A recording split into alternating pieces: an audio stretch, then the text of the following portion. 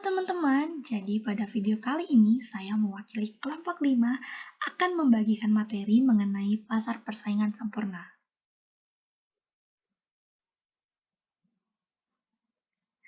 Nah, ada juga yang akan kami bahas pada video kali ini yaitu pengertian dan ciri-ciri, kelebihan dan kekurangan, perbedaan dan contoh.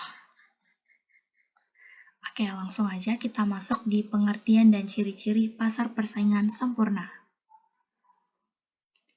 Jadi, pasar persaingan sempurna adalah sebuah struktur pasar di mana terdapat banyak penjual atau perusahaan yang menghasilkan barang. Pasar persaingan sempurna juga diartikan sebagai pasar yang mempunyai banyak perusahaan untuk memberikan pelayanan kepada pembeli di pasar.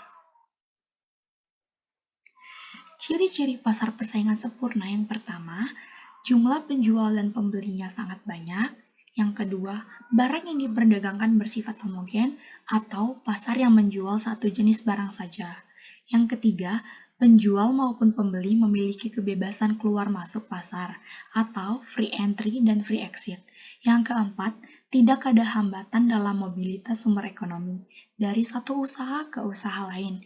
Yang kelima, penjual dan pembeli memahami keadaan pasar secara sempurna. Yang keenam, penjual dan pembeli bebas mengadakan perjanjian. Yang ketujuh, pemerintah tidak ikut campur tangan tentang harga, baik secara langsung maupun tidak langsung. Selanjutnya, kelebihan dan kekurangan pasar persaingan sempurna. Jadi, kelebihan pasar persaingan sempurna yang pertama adalah pembeli atau konsumen paham tentang harga pasar, sehingga sangat kecil terjadi kerugian atau kekecewaan. Yang kedua, konsumen akan merasa sejahtera karena bebas memasuki pasar. Yang ketiga, adanya persaingan murni karena barang yang diperjualbelikan homogeni. Yang keempat, harga cenderung stabil karena keadaan pasar dapat diketahui sebelumnya. Yang kelima, mudah memilih atau menentukan barang yang diperjualbelikan. Yang keenam, barang yang diproduksi bisa diperoleh dengan ongkos yang serendah-rendahnya. Ada juga kekurangan dari pasar persaingan sempurna. Yang pertama, hanya ada satu atau dua industri pasar yang mendekati persaingan sempurna. Yang kedua, adanya faktor eksternal yang tidak diperhitungkan dalam posisi kesejahteraan optimum konsumen. Yang ketiga, tidak ada barang substitusi karena bersifat homogen. Yang ketiga, perbedaan pasar persaingan sempurna dengan yang tidak sempurna.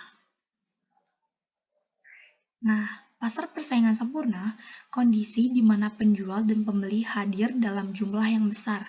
Sedangkan pasar persaingan tidak sempurna, kondisi di mana jumlah penjual ataupun pedagang lebih sedikit dibandingkan dengan pembelinya.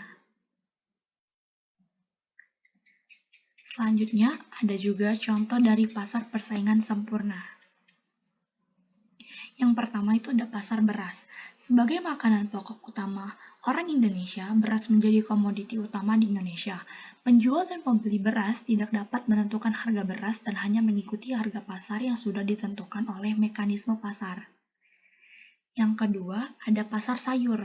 Sayuran juga merupakan komoditi penting di Indonesia seperti cabai, bawang, tomat, dan lain-lain. Harga sayur tidak bisa ditentukan oleh tiap penjual dan pembeli, melainkan mengikuti mekanisme pasar terkait permintaan dan penawaran. Yang ketiga, ada pasar daging. Pada pasar daging, jenis barang yang dijual bersifat homogen atau sejenis, serta terdapat banyak penjual dan pembeli. Harga daging pun juga ditentukan mekanisme pasar, sehingga memenuhi kriteria untuk disebut sebagai pasar persaingan sempurna.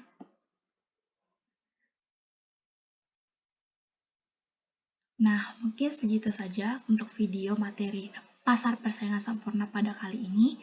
Kami dari kelompok 5 mengucapkan terima kasih.